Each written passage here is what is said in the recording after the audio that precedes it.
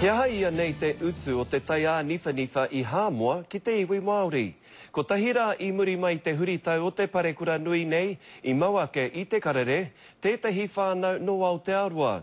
He toto Hāmoa, he toto kahungunu, e kōrero ana mo te tuku moni ki o rātau whanaunga, kei ngā mautere I muri I te tai āniwhaniwha. I upolu I te takiwā o Salamumu tā mātou kai kawe kōrero a Kingi Kiriona I te rangi nei. E hara tēnei I te wā tuatahi, kua tūtaki tēnei whānau, hāwhe Māori, hāwhe Hāmoa hoki, ki o rātau whanaunga ki Hāmoa.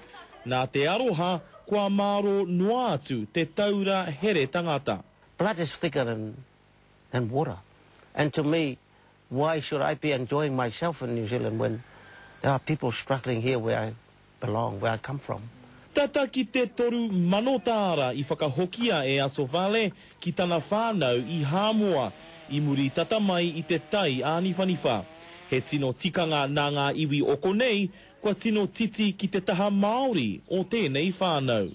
It made me appreciate the values that I have as a wife, a mother, a grandmother, about families. Putting aside kai for a rainy day, money for a rainy day, and supporting our whānau where we can. Kaore I hinga te tautoko āpūtea a Aso Vale, I tana whānau I Hāmoa, I ona tau e whātekau mā waru I Aotearoa. It's very big help for them because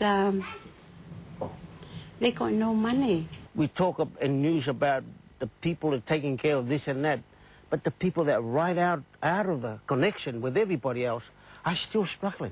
Engari āmuri ake nei, waikahua, ka pēhea. The culture will continue as far as the manaakitanga goes, where we can, but regular money being sent home, it's probably not realistic for me and my children.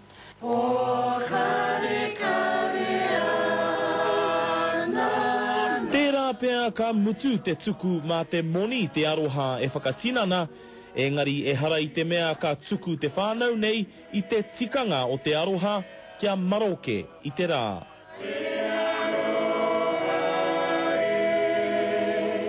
Kingi Kiriona, te karere.